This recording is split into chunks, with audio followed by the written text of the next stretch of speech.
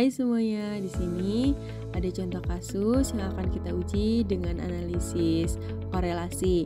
Nah, dari data di contoh kasus ini terdapat 20 siswa yang kita jadikan sampel. Nah, lalu kita uji korelasinya antara motivasi, minat, dan prestasi. Oke, lalu kita copy data tersebut. Setelah di copy, kita ke variable view, lalu name-nya kita ganti dengan X1, lalu X2, dan Y. Lalu di desimalnya kita ganti 0, ganti 0 juga, yang Y-nya juga diganti dengan 0. Lalu di label kita ganti dengan motivasi, minat, dan prestasi. Lalu di measure-nya itu kita ganti dengan scale, dan scale. Selanjutnya kita ketik analyze, pilih correlate, lalu pilih bivariate, terus kita copy, pindahkan X1, X2, dan Y-nya ke variabel. Ininya harus udah person, put tile, dan flag, klik OK. Dan ini hasil korelasinya.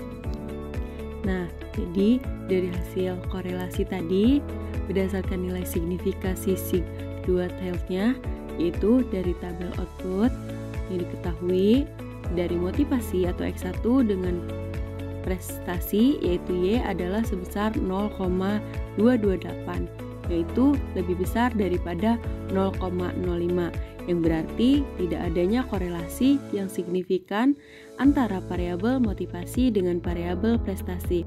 Selanjutnya, hubungan antara variabel minat atau X2 dengan prestasi Y memiliki sig sebesar 0,035 yang berarti kurang dari 0,05. Artinya, terdapat korelasi yang signifikan antara variabel minat dengan variabel prestasi. Selanjutnya, kita cari R hitung di R tabel, di mana kita memakai signifikasi 0,05 dengan 20 data. Nah, setelah kita mendapatkan R tabelnya, kita langsung hitung nih berdasarkan nilai R hitung.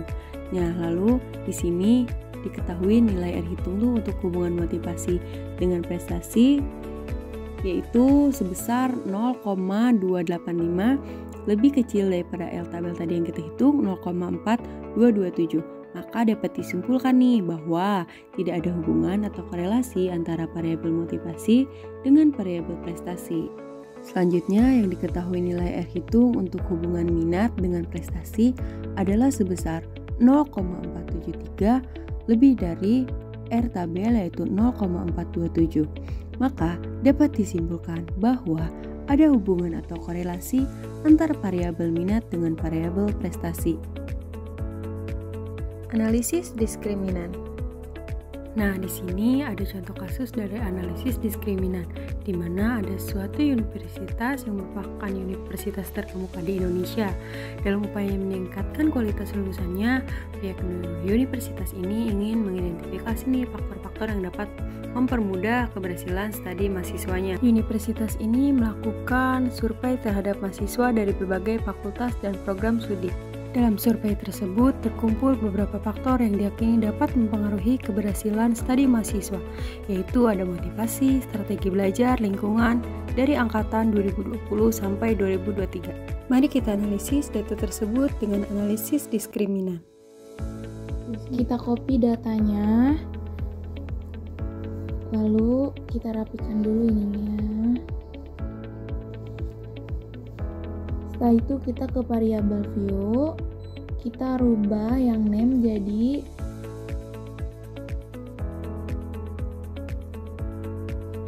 angkatan, lalu motivasi, lalu strategi belajar,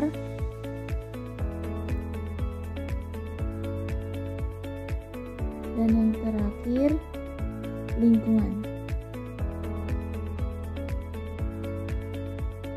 Kita ke data view, kita benerin dulu ininya, lalu ke analyze, terus ke classify, kita pilih diskriminan, lalu angkatan kita masukkan ke grouping variabel, lalu motivasi ke independence. Strategi belajar juga ke independence dan lingkungan ke independence.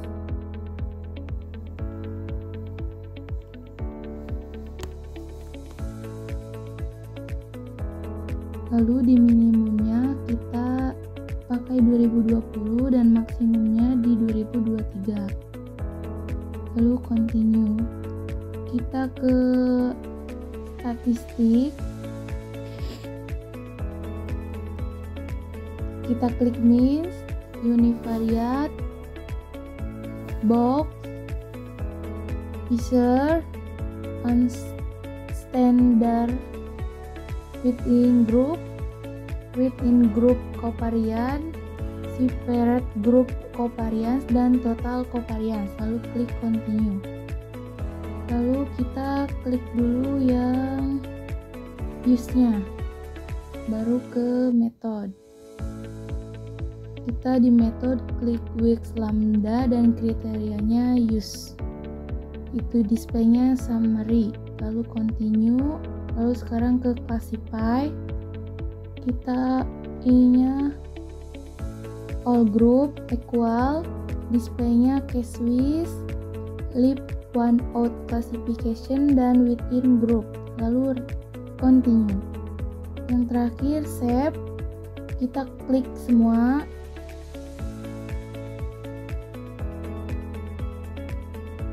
Lalu klik continue. Setelah semua kita klik OK.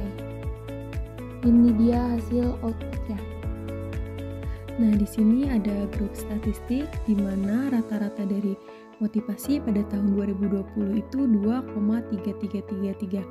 Nah, selanjutnya pada 2021 yaitu rata-ratanya 1,6667. Di 2022 yaitu 1000. Nah, lalu di 2023 yaitu 4,000. Nah, dari semua rata-rata tersebut yang paling tinggi itu pada tahun 2023 itu 4,000. Selanjutnya ada test of equality of group mean. Nah, di sini tuh motivasi memiliki nilai signifikansi 0,296 yang artinya lebih dari 0,05. Berarti dapat disimpulkan tidak adanya perbedaan. Lalu yang kedua ada strategi belajarnya, yaitu nilai signifikansinya 0,156 sama, yaitu tidak ada perbedaan. Nah, yang lingkungan yaitu memiliki nilai signifikansi 0,001 yaitu kurang dari 0,05 yang artinya terdapat perbedaan di dalamnya. Selanjutnya ada test result. Di sini nilai signifikansinya 0,003 itu lebih besar daripada 0,05 yang berarti dapat kita simpulkan hipotesis nolnya diterima, yang artinya datanya itu homogen. Lalu ada variabel insert or remove. Nah, di sini terdapat nilai signifikansinya 0,001 yang artinya lebih kecil daripada 0,05. Berarti dia signifikan. Lalu lambda dengan signifikansi 0,001 lebih kecil daripada 0,05. Lalu ada summary of canonical discriminant function, di mana eigenvalue-nya yaitu 0,932. Jadi di dalam eigenvalue ini kita bisa mengetahui berapa sih variabel dependen yang berpengaruhnya, yaitu dengan cara nilai signifikansinya yaitu 0,932-nya itu dikuadratkan, yaitu 0,932 dikali 0,932 yang menghasilkan 0,868 yang jika dipersenkan itu menjadi 86,86%. Lalu kita bulatkan menjadi 87%. Jadi variabel dependen yang berpengaruh yaitu sekitar 87%. Nah, di sini klik lambdanya itu 0,01 kurang dari 0,05. Nah, selanjutnya classification function koefisien yang hasilnya yaitu 5,647. Sekian penjelasan dari saya.